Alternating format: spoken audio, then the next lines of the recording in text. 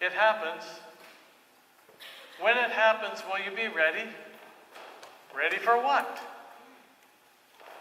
Will you be ready to learn the lessons you're going to be taught? When we go through life, we experience many different things. Sometimes life goes very, very smooth. But at other times it's really rough. Are you willing to learn the lessons that are being taught through these things? Let me explain it this way. I'll use something from my own life. I grew up in a rural area. It was a very close rural community. I felt very safe in there, but we were very prejudiced as well, and my parents were one of those people.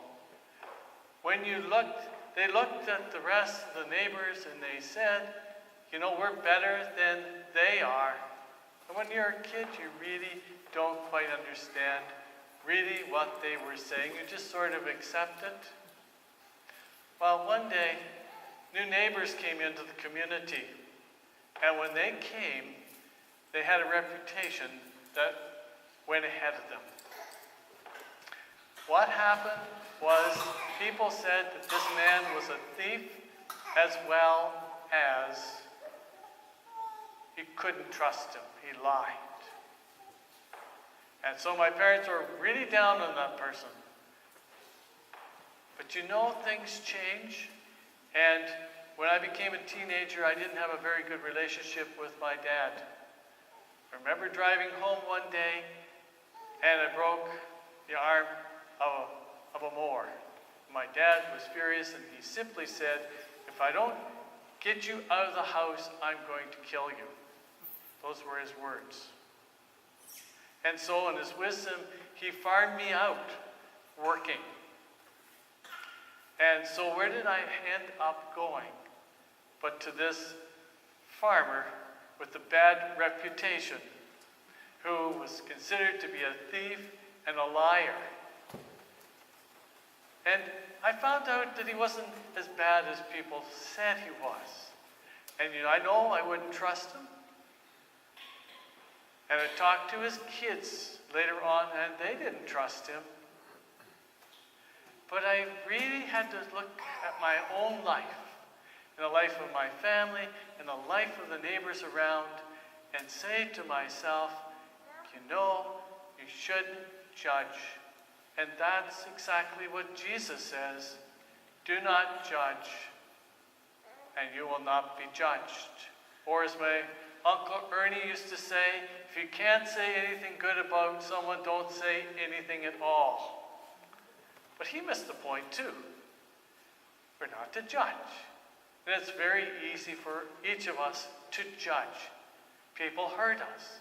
People do things. We see people doing a certain thing and we say, that's not right. And yet Jesus says, do not judge. What's all that about? Let's look at it in 4 different ways or sections, with the first one being simply do not judge. Why shouldn't we judge? It's simply because Jesus tells us not to. But I want to go a little farther than that. We shouldn't judge because other people don't really like it. Why don't we like it? It's simple. Because the person who judges usually has a different standard for themselves. They can't reach that standard, but they expect you to reach that standard. And so they say to you and to others, look what that person did. And yet, they will hold themselves up to that same standard. And that's what really irritates people. Irritates me, irritate you. But we judge every day. We make decisions. We make a decision whether we're going to sit in a chair, whether that chair is going to hold us. We make a decision whether the area that we're in is trust safe. We make a decision whether we can trust a certain person. Where the problem comes is with our attitude. How do we do it? Do we do it with condemnation, or do we do it with grace? Makes all the difference in the world. If we put ourselves above others and say we're better than they are and try to hold them to a higher standard than we ourselves will hold ourselves to, that's wrong. You know, the Armenians were slaughtered. It was genocide about a century and a quarter ago. And that happened with the Turks. And one Turkish officer came with the soldiers into this one house and killed both parents, gave the daughters to the soldiers, and took the eldest daughter for himself, continually raped her. She was able to escape, and she started a new life. She became a nurse, and a good nurse. And one day, she had to begin to work in the ward where the Turkish officers were. And they showed her a man who needed special care. And she gave him that care. After he survived, the doctor stood at the end of the bed and said, "Do you realize what this nurse has done for you?" And he looked at the nurse and he said, "Don't I know you?" And she said, "Yes, you do." And then it came back to him who that woman was and what he had done to her. And he simply said, "Why didn't you kill me?" And she said, "I am a Christian." She said, "I follow Christ, and he will not let me. Do not judge," he said, "or you will be judged. Do not condemn, or you will be condemned. Forgive, and you will be forgiven." But we must remember this, that we too will be judged. Jesus' words are very important. Do not judge. But did you realize that we also will be judged? When we die in the last day of the judgment, everything that we have done will be displayed before us, and we will be judged justly by God. The only ones who will be able to stand that judgment are those who have fled to Jesus for forgiveness, fled to Jesus for a new life. And they will stand before God, even though they have done many bad things, and they will stand in the righteousness of God, and they will go to paradise. So what's Jesus talking about when he says, "Give and it will be given to you"? We can't earn our salvation by our works. So what's all this good works? Well, when we do things with the right attitude, then God rewards us in heaven. And he says simply, "The measure that you measure, you will be measured out to you." And he uses a very simple illustration. I actually saw this happen when I was a kid. When someone didn't have a bag to put grain in, and so they had a cloth and held it between their legs, and the person who filled it 3/4 full, then shook it, then filled it full, and then shook it again, and then pressed it in on itself, and then made a cone on top of that grain and pressed it down again. In doing that, took all the air out of it. And so you had a full measure. And that person would come back to get more grain from the cellar, wouldn't he? It's very important that we give graciously. There was a Scottish farmer who heard a voice of a child crying in the bog. He came and saved him.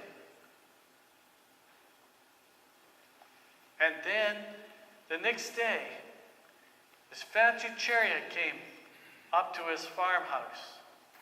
And it was the man whose son he had saved, a father. And he said, "How much do I owe you for saving my son?" And the farmer wouldn't take anything. And they argued a little bit. And then his son, the farmer's son, walked out. And the man in the carriage said, "I'll tell you what I'll do. I will educate your son." I was just being grateful. And so he went to St. Mary's College in London. And he became a physician. Francis Fleming was his name. And he invented penicillin. And one day, this rich man's son had pneumonia and was dying.